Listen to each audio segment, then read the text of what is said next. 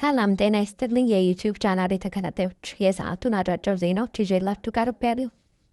ኢትዮጵያ ነዳጅ የሚጠቀሙ ከባድ ተሽከርካሪዎችን ወደ አገር ውስጥ ማስገባት አገደች። ጠቅላይ ሚኒስትር አብይ አህመድ ነዳጅ የሚጠቀሙ ከባድ መኪኖችን ከመስከረም 22 2018 ጀምሮ ማስገባት መከልከሉን አስታወቁ። ጠቅላይ ሚኒስትሩ በሶማሌ ክልል ካሉ በአመት 111 ሚሊዮን ሊትር ማምረት የሚችለው የኦጋዴን ፈሳሽ የተፈጥሮ ጋዝ ፕሮጀክት በትናንትናው ዕለት ሲመረቅ 1.3 ሚሊዮን ሊትር በአመት ያመርታል የተባለውን የፕሮጀክቱን ሁለተኛ ምዕራፍ ግንባታ አስጀምሯል። ጠቅላይ ሚኒስትሩ በፕሮጀክቱ ማብሰሪያ ስነ ስርዓት ላይ ባደረጉት ንግግር ከዚህ ቀደም በአነስተኛ ተሽከርካሪዎች ላይ ተጥሎ የነበረው እንግድ በከባድ ተሽከርካሪዎች ላይ መጣሙን ገልጸዋል።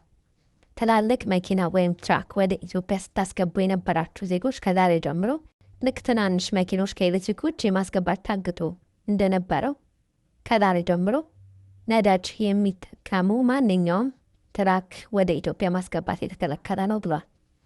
ጠቅላይ ሚኒስትር አብይ በአንጻሩ ጋዝ የሚጠቀሙ ከባድ ተሽከርካሪዎች ለሚያስገቡ ባለሀብቶች ከሆነ ከቀረጥ ነፃን ጀምሮ መንግስታቸው አስተማማኝ ድጋፍ እንደሚያደርግ ተናግረዋል። በዚህ ዓመት ውስጥ 2000 የሚጠጉ የአዲስ አበባ ከተማ እና ወደ ክልል የሚሄዱ አውቶቡሶች ከነዳጅ ወደ ጋዝ እንቀይራለን ብለዋል። ቢበዛ በአንድ ዓመት ጊዜ ውስጥ 2000 የሚጠጉ የአዲስ አበባ ከተማና ወደ ክልል የሚሄዱ ባሶች አሁን ከሚጠቀሙት ነዳጅ ወደ ጋዝ እንቀይራለን ብለዋል። እነዚህ 2000 አውቶቡሶች ሲቀየሩ በሚቀጥለው ዓመት የትራንስፖርት ዋጋ ቢያንስ በ50 በመቶ እንደሚቀንስም ተናግረዋል። ኢትዮጵያ ከዚህ ቀደም ለግል ጥቅም የሚውሉ ነዳጅ የሚጠቀሙ አውቶሞቢሎችን ወደ አገር ውስጥ ማስገባት አግዳለች። ጠቅላይ ሚኒስትሩ በምርቃቱ ወቅት ባሰሙት ንግግር የፈሳሽ ጋዝ ፕሮጀክቱ ለኃይል ማመንጫና የክሪፕቶ ማይኒንግ ስራዎች አስፈላጊ የሆኑ ግብአቶችን ጭምር እንደሚያቀርብ መሆኑን ጠቅመዋል። ጠቅላይ ሚኒስትር አብይ ፕሮጀክቱ የጋዝ ማምረቻ ብቻ ሳይሆን ለማዳበሪያ ማምረቻ ወሳኝ የሆነውን ግብአት ያቀርባል ብለዋል። በቅርቡ ከዳንጎቴ ድርጅት ጋር ስምምነት ላይ የተደረሰበትን የዩሪያ ማዳበሪያ ፋብሪካ እንዲሁም የነዳጅ ማጣሪያ ፋብሪካ የግንባታ መሰረተ ድንጋይ ትናንት መስከረም 22 ቀን 2018 ዓ.ም በሶማሌ ክልል አስቀምጠዋል። ጠቅላይ ሚኒስትር አብይ የኮሪደር ልማትን ሊያጣጥሩ የሚሞክሩ ሀገራትን ስራችንን ለእኛ ተውልን ሲሉ አሳሰቡ። ጠቅላይ ሚኒስትር አብይ አህመድ መንግስታቸው አዲስ አበባን ጨምሮ በበርካታ ከተሞች እየተካሄደው ያለውን የኮሪደር ልማት ፕሮጀክት ለማጣጣል የሚሞክሩ ያሏቸውን አገራትና ቡድኖች ተቹ። ጠቅላይ ሚኒስትሩ የእናንተን ስራ ስሩ፣ ይህን ለእኛ ተውልን ሲሉ አሳስበዋል። ጠቅላይ ሚኒስትር አብይ ዛሬ ሐሙስ መስከረም 2 2018 ዓ.ም ከሶማሌ ክልል መዲና ጅግጅጋ ከተማን በቪዲዮ ባስተላለፉት መልእክት ላይ የኮሪደር ልማትን ለማጣጣል የሚሞክሩ ያሏቸውን አገራትና ቡድኖች ማንነት አልጠቀሱም። ጠቅላይ ሚኒስትር አብይ ይህንን የተናገሩት የአሜሪካ መንግስት በኮሪደር ልማት ፕሮጀክት ምክንያት በ10 ሺዎች የሚቆጠሩ ነዋሪዎች መፈናቀላቸውን የሚገልጽ ሪፖርት ካወጣ ከቀናት በኋላ ነው።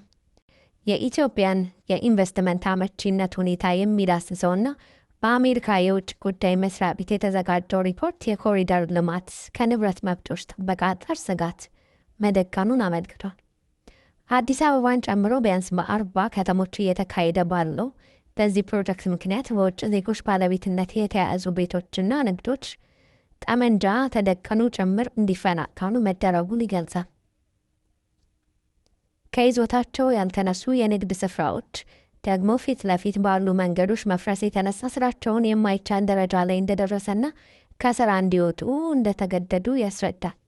በኮሪደር ልማት ፕሮጀክት ምክንያት የታየው ይህ የማባረር አካሄድ የባለ ሀብቶችን በኢትዮጵያ ኢንቨስት የማድረግ ፍላጎት እንደገደበ በአሜሪካ መንግስት የተዘጋጀው ሪፖርት አስፍሯል። ይህ ሪፖርት ከወጣ ቀናት በኋላ ወደ ሶማሌ ክልል የተጓዙት ጠቅላይ ሚኒስትር አብይ በክልሉ መዲና ጅግጅጋ የተከናወነውን የኮሪደር ልማት ፕሮጀክትና የአዳዲስ ቤቶች ግንባታ መጎብኘታቸውን አስታውቀዋል።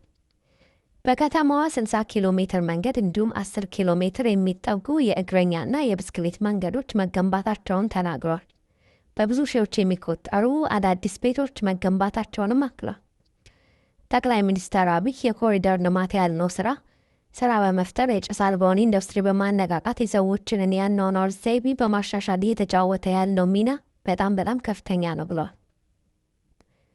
መንግስታቸው እያከናወነ ያለው ከተማ የማስዋብ ስራ በሚቀጥሉት ቢበዛ 15 ዓመታት የአብዛኛው ማህበረሰብ የመኖሪያ ስፍራ ከተማ እንዲሆን የሚያደርግ አስገንዝቧል።